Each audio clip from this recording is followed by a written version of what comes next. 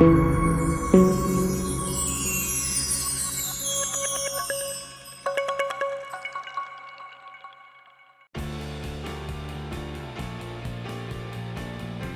gloriosísimo apóstol Santiago el Mayor, eligió Dios para alumbrar los reinos de España con los primeros resplandores de la luz evangélica y sembrar en ellos la semilla del cielo. Gran gloria suya es haber sido el primer de los 12 apóstoles que triunfó de la muerte, dando la vida por Cristo y sellando así con su sangre la doctrina que predicaba. No se apagó con su muerte el amor y cariño grande que Santiago tuvo a sus hijos de España. Antes, pues, afirmarse que desde el cielo se ha complacido en manifestarles este amor de modo singularísimo y en tal forma que no consta que lo haya hecho ningún otro de los 12 apóstoles con las tierras que evangelizaron. Porque verdad histórica es que este intrépido apóstol, a manera de capitán y montando blanco caballo, no una sino muchas veces ha peleado delante de los bizarros soldados españoles para defenderlos y ampararlos, y para con ellos atacar y vencer y desbaratar a los poderosos ejércitos enemigos de su amada España. El apóstol Santiago, cuya fiesta se celebra el 25 de julio, era hermano mayor de San Juan Evangelista. Su padre se llamaba Zebedeo y vivía a orillas del lago de Genesaret. El Evangelio nos lo presenta por primera vez ocupado con sus 2 hijos en los trabajos de la pesca. María Salomé, su madre, estaba emparentada con la Virgen María. Algunos han llegado a decir que era su hermana, lo cual no es cierto, ya que María Santísima fue hija única. No cabe duda, sin embargo, que la familia de Santiago estaba unida a la de Jesús por los lazos de la sangre, y que este santo apóstol era pariente cercano del Salvador en cuanto a la carne. Por causa de este parentesco, llama el Evangelio repetidas veces a los hijos de Zebedeo como hermanos del Señor, frase que designa entonces a los que eran meramente primos. La Iglesia le llama el mayor para distinguirlo de Santiago el menor, hijo de Alfeo, y quizá también para señalar alguna excelencia y superioridad de nuestro santo respecto de su homónimo, puesto que el mismo Salvador se dignó darles a él y a su hermano Juan mayor honra, distinguiéndolos de muy especial manera en varias circunstancias de su vida terrenal.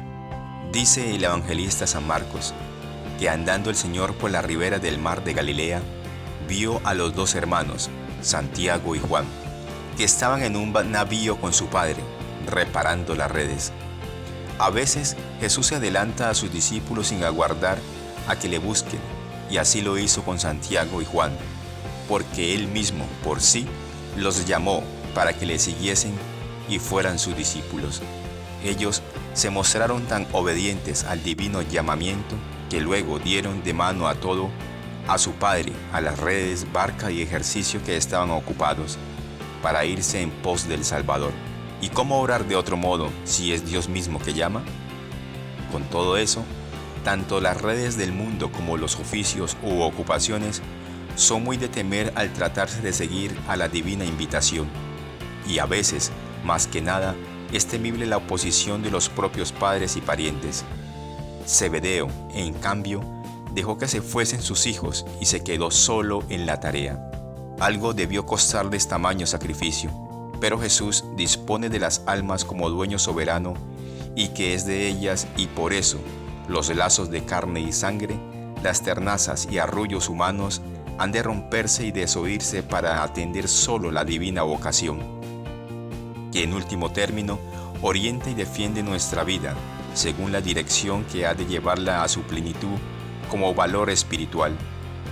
Santiago y Juan no bien oyeron la voz de Jesús, comprendieron que solo tras él marcharía su buen camino, y sin pararse a filosofar sobre las vanas teorías o humanas conveniencias, le respondieron pronta y espontáneamente con él: «Aquí estamos, Señor, haz lo que mandes».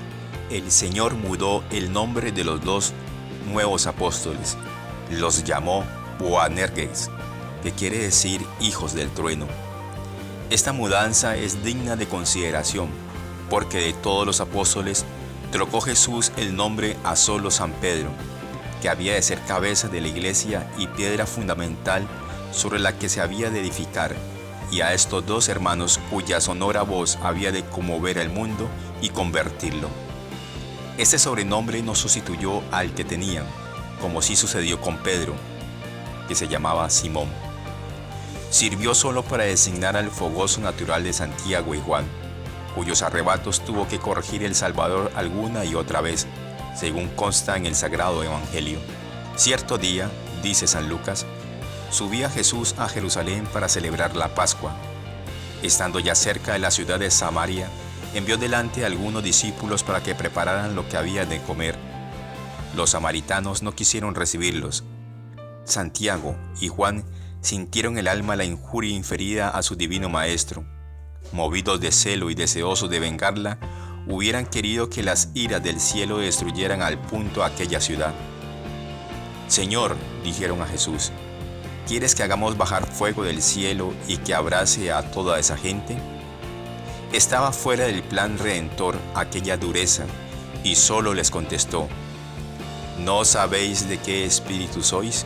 Esa natural fogosidad de Santiago y Juan se ordenó merced al impulso de las divinas inspiraciones, pero hasta su muerte justificó el sobrenombre de Boanerges. El Apocalipsis de San Juan, escrito entre los relámpagos y truenos, es buena prueba de ello. Las sangrientas ejecuciones de los santos ángeles y las copas de oro llenas de implacable cólera amedrentan el ánimo.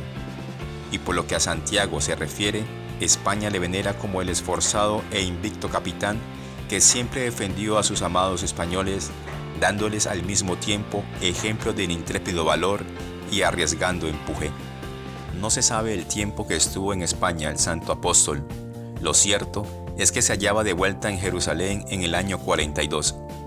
A poco de haber restaurado Agripa el reino de su abuelo Herodes el Grande, las adulaciones y cortesanías con que Agripa consiguiera adueñarse del ánimo de los emperadores Calígula y Claudio, le había logrado aquel favor.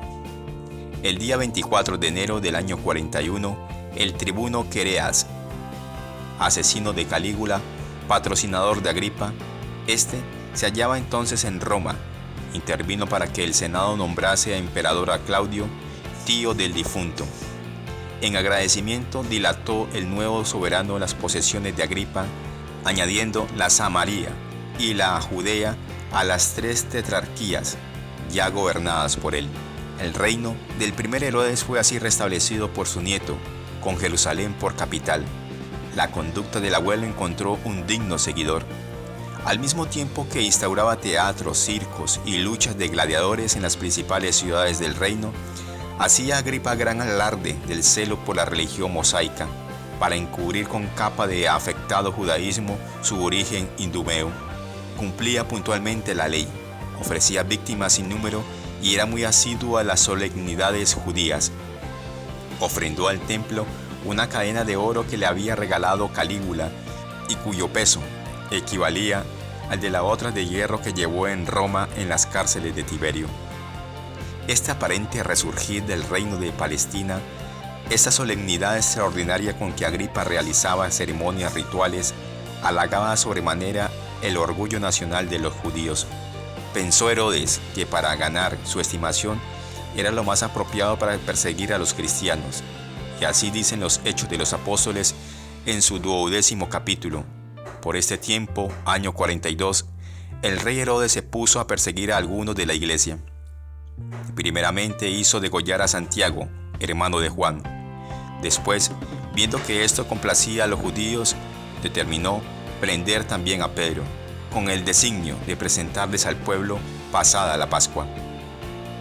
A San Pedro le puso milagrosamente en libertad el ángel del Señor, pero Santiago, degollado por orden de su perseguidor, tuvo así la honra de ser el primero de los apóstoles que dio su vida por Cristo. Sin duda que los judíos hicieron blanco de sus odios a hijo de trueno. Por el ardiente celo con que predicaba la doctrina del divino crucificado, Agripa, por su parte, pretendía con aquello ganar popularidad.